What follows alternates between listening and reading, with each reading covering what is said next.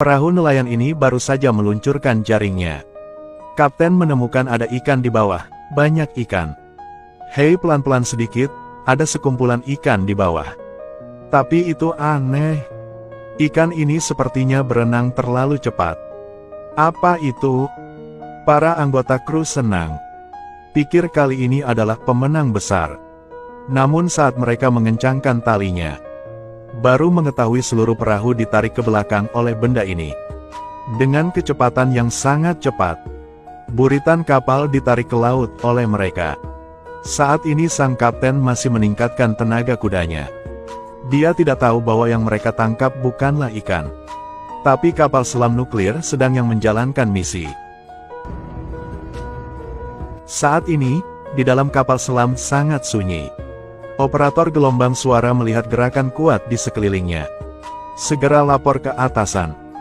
Dari suara dan gambarnya, dia menyimpulkan bahwa itu adalah perahu nelayan yang sedang tenggelam.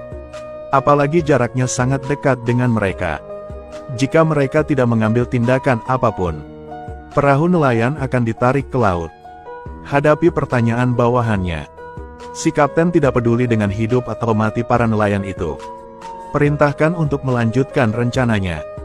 Operator kereta tidak bisa lagi duduk diam. Sebab beberapa tahun lalu pernah terjadi kecelakaan serupa. Saat itu, semua orang di kapal tewas. Jika mereka tidak memberikan bantuan kali ini, orang-orang di kapal akan mengalami nasib yang sama seperti para nelayan. Kita jelas tahu ada yang sedang tenggelam. Lakukan tugasmu. Tepat ketika mereka sedang berbicara, separuh perahu nelayan ditarik ke laut. Tapi si kepala di kapal selam itu, karena konflik dengan semua orang, dia mengunci diri di kamarnya. Biarkan gadis kulit hitam itu terus bekerja untuknya. Menghadapi kepemimpinan yang keras kepala, Mike sangat marah. Karena saat ini hampir semua perahu nelayan sudah tenggelam ke laut. Jika tidak bertindak sekarang, itu akan lambat. Kepala di kapal itu memanggil gadis kulit hitam itu. Biarkan dia menyelidiki kapal karam itu. Tapi gadis kulit hitam itu bilang karena kapal selamnya menabrak dengan perahu nelayan sehingga kapalnya meledak. Dia membutuhkan beberapa jam untuk memastikan semuanya. Si kapten tidak bisa berkata apa-apa lagi. Jadi dia meminta wakil kapten untuk mengundang Mike datang untuk menyelidiki bersama gadis kulit hitam. Namun, saat si wakil kapten tiba di ruang tunggu, cepat panggil dokter.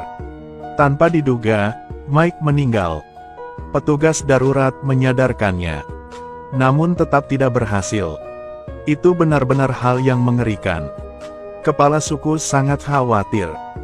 Jika terjadi pembunuhan di kapal selam, maka resikonya akan sangat tinggi. Dia segera melaporkan kejadian ini ke markas pangkalan angkatan laut. Tapi tetap simpan sedikit ceritanya. Dia hanya bicara saja tentang kasus ini. Tidak bicara tentang perahu nelayan itu. Karena mati di kapal selam bukanlah masalah besar. Mereka sering menyembunyikan jenazahnya dan berpura-pura tidak terjadi apa-apa. Tapi kali ini, itu terjadi di laut pedalaman. Harus menyerahkannya ke polisi. Markas besar beralih ke agen Emi. Biarkan dia naik kapal untuk menyelidiki selama 3 hari. Akibatnya, mereka bilang Mike meninggal karena overdosis obat.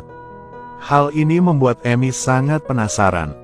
Pasalnya Mike baru saja lulus tes narkoba bulan lalu. Dari fotonya, dia sama sekali tidak terlihat seperti pecandu narkoba. Mungkin angkatan laut menyembunyikan sesuatu. Keesokan harinya, Emi menaiki helikopter dan terbang di atas perairan pedalaman.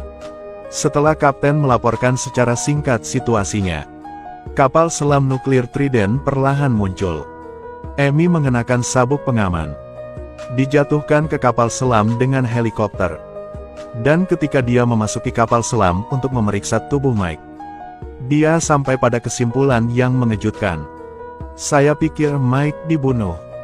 Ini tidak masuk akal. Ada semacam bedak di lubang hidung Mike yang terhapus. Ada memar di sekitar dagunya. Jika kau berpikir seperti itu, kapal selam itu langsung menjadi tempat kejadian perkara.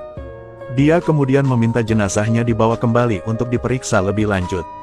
Tapi si kapten segera mengubah wajahnya. Dia tidak hanya tidak mau mengambil keadilan bagi bawahannya, tapi juga khawatir ini akan mempengaruhi reputasi Angkatan Laut. Katanya, jika berada di kapalnya dia harus mendengarkannya. Sikapnya sepertinya sengaja menghalangi Amy untuk menyelidiki kebenaran di baliknya. Pada saat yang sama, ada seorang wanita yang menyelinap ke pangkalan Angkatan Laut dan tertangkap basah. Kartu aksesnya atas nama Mike. Rekan Amy, Eagle, menginterogasinya. Ternyata dia adalah pacar Mike. Alasan dia menyelinap ke pangkalan Angkatan Laut adalah untuk menyelidiki penyebab kematian Mike. Karena pacarnya tidak menggunakan narkoba. Katanya pada elang. Pada hari yang sama, sebuah perahu nelayan menghilang. Dia pikir Angkatan Laut yang melakukannya. Setelah mendengar ini, Eagle segera online untuk menyelidikinya. Benar saja, sebuah perahu nelayan hilang. Dia segera memberitahu Amy tentang hal ini. Amy segera menemukan kaptennya. Tanyakan padanya mengapa dia menutupi tenggelamnya kapal ini. Setelah mendengarkan, kapten mengatakan masalah ini tidak ada hubungannya dengannya.